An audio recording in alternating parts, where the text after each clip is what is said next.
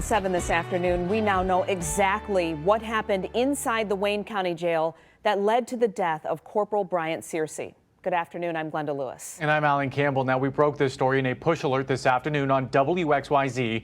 Newly obtained documents detail Searcy's cries for help were not answered. Also, inmates as eyewitnesses and a failing video surveillance system.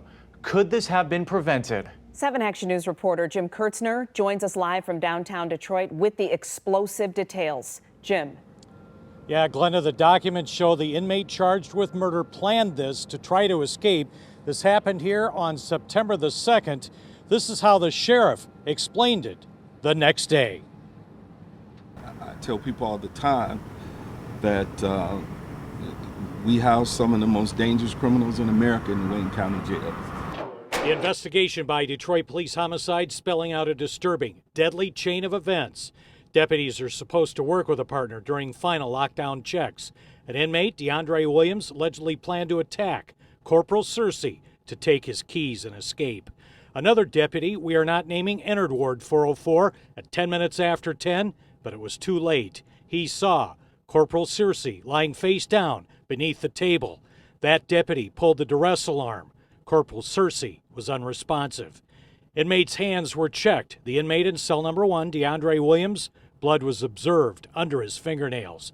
Inmates were interviewed by Detroit homicide detectives and are named in the report. One said he heard Corporal Searcy calling for help. We now know those were not heard and responded to.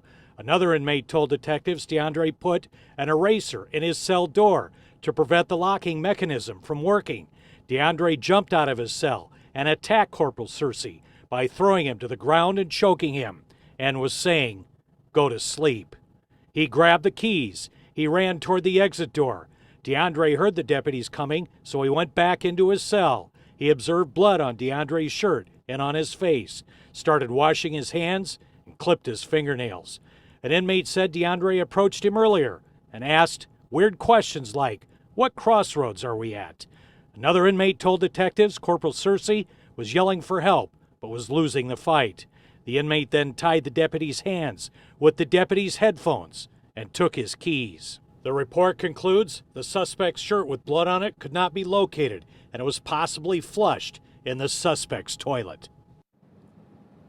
We're going to have much more on this coming up next hour at 6, including what do the sheriffs and the deputies union president say about all of this now? Did the system, did this jail fail to protect this deputy, an 18-year veteran? We'll see you next hour. Live downtown, Jim Kurtzner, 7 Action News. More to come out on this. Disturbing to hear what happened.